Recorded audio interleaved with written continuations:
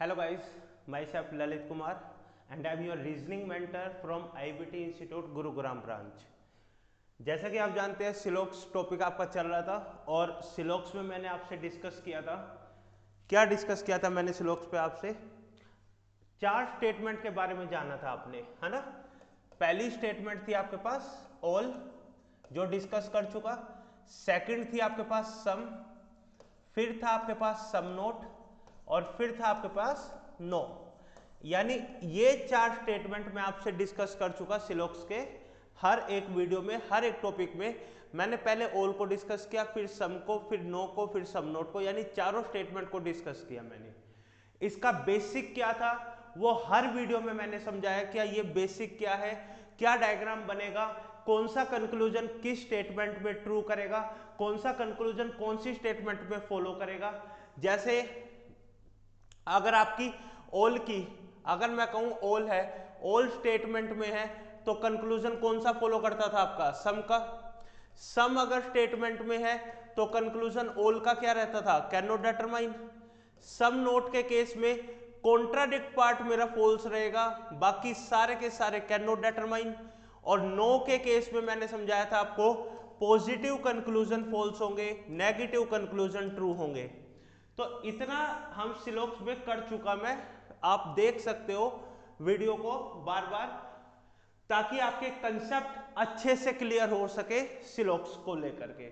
अभी हम करेंगे एक नई स्टेटमेंट, नई स्टेटमेंट करेंगे जो आपकी रिलेटेड है एकदम ओल से। पर फर्क क्या है दोनों में, चेक करते हैं भाई, समझना भाई। देखो भाई, जो बैंक ने आपकी 5th स्टेटमेंट इंट्रोड्यूस की है, जो बैंक आपसे 5वीं स्टेटमेंट पूछने लग गया है, वो है आपकी ओनली।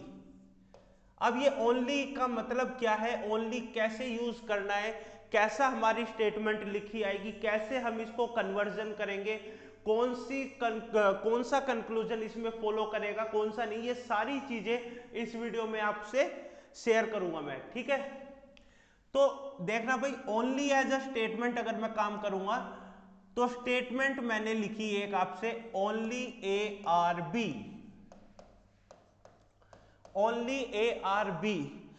तो पहली बात, जो ओनली का कन्वर्जन है, जो ओनली का कन्वर्जन है वो किससे होगा? मेरा ऑल से होगा। यानी ओनली कन्वर्ट करता है ऑल को। बट एक इसमें खास बात होगी, क्या? इन दोनों के सब्जेक्ट को क्या करेगा वो? इंटरचेंज कर देगा।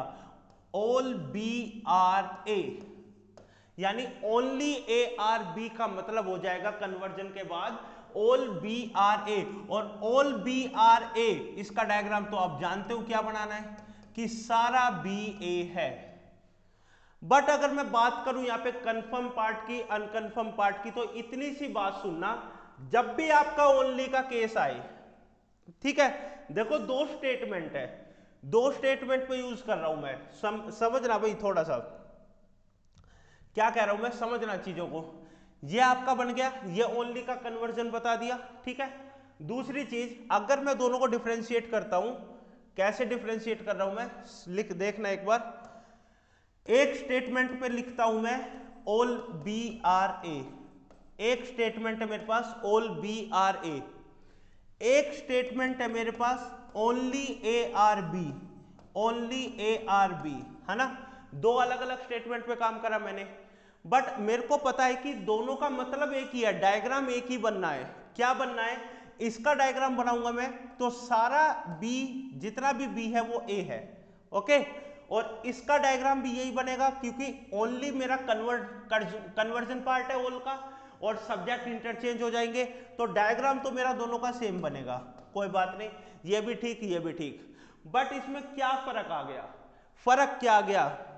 ये फर्क आया कि मेरे को पता है कि बी का कंफर्म हिस्सा है वो ए के पास होगा, ठीक है। ये स्टेटमेंट तो आपका ये कह रही है। बट इसमें जब मैंने लिखा कि ओनली ए आर बी है, तो भैया जो सेकंड है ये बी जो है वो सिर्फ ए का ही पार्ट होगा। दोनों में कंफर्म, मतलब दोनों में देखो, स्टेटमेंट को बोलने से पता चल रहा है, मैं ये कह रहा हूं कि यहां सारा बी ए है, यानी बी का सारा हिस्सा ए के पास ही है, ठीक है। यहां पे मैं कह रहा हूं कि B सिर्फ A के साथ ही रिलेशन बनाएगा, B सिर्फ A के साथ ही रिलेशन बनाएगा, यानी इसका रिलेशन किसी अदर एलिमेंट से नहीं बनेगा। इन द सेंस मैं ये लिखूंगा एक extra point, extra line, that B, जो B पार्ट है, will never make any relation like what? All, some, no and some not. B will never make any relation with other element except A।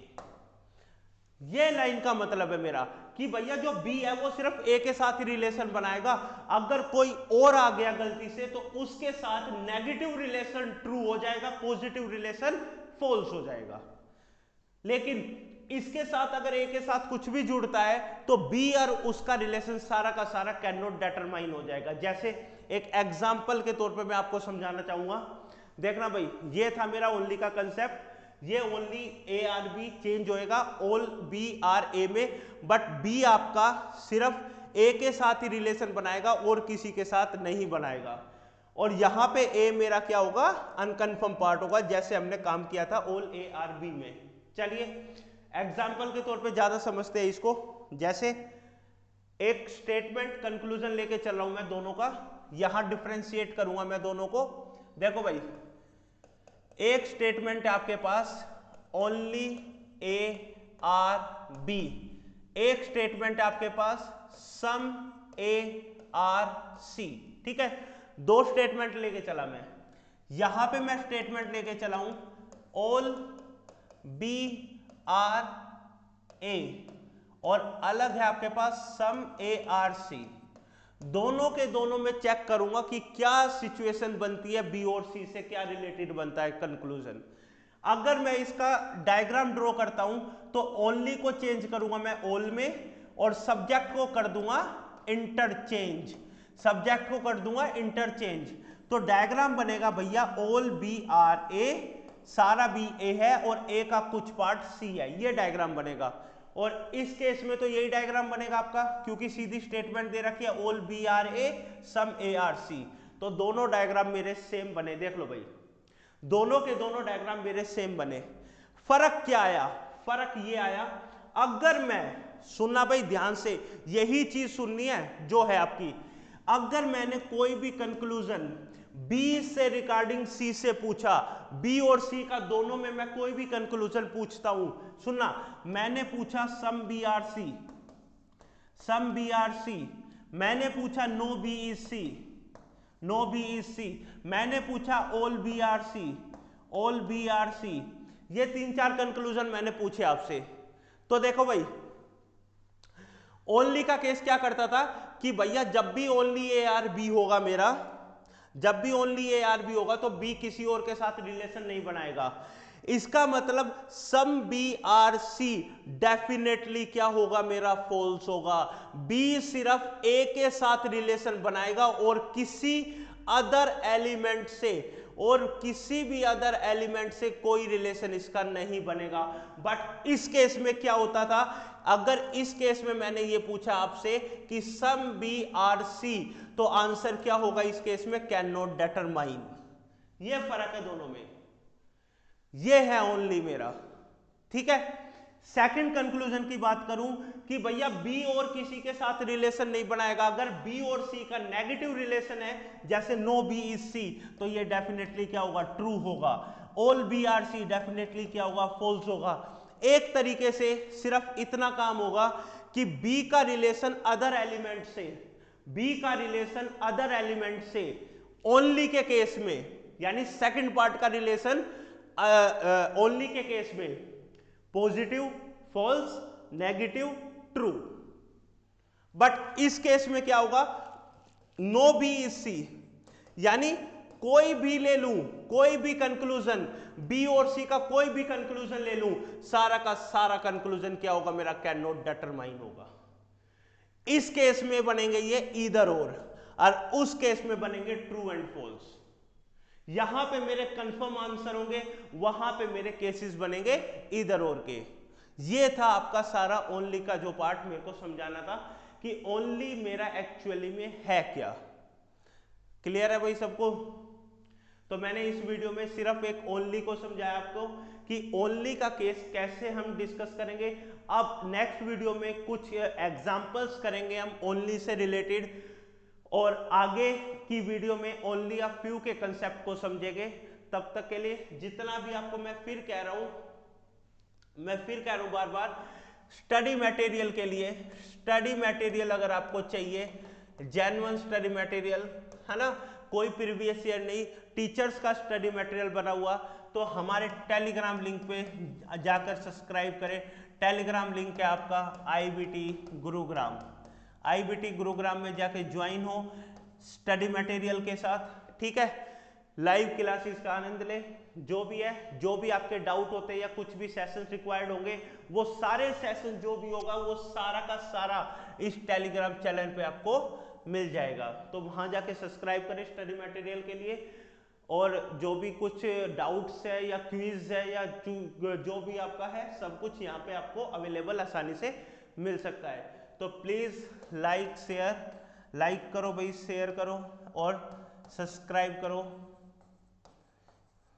Channel को हमारे, ठीक है। तब तक के लिए थैंक यू।